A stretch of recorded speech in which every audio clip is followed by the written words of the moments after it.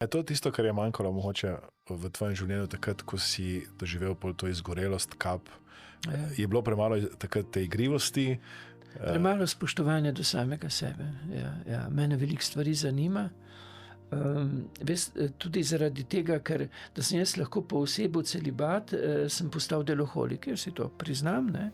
To je način tudi bežanja od sebe, ampak ker sem se veste, ker Bog ne povezuje duhovnega poklica s celibaterskim in sem lahko Bogu neizmerno hvaležen, da sem uspel to poosebiti. Ne?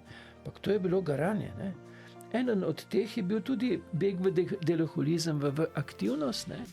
Ja, premalo spoštovanja do sebe, ne? Strah, da bi se ustavil, da bi se preveč srečal s seboj. In potem je pač bilo vse več, pa tudi delo.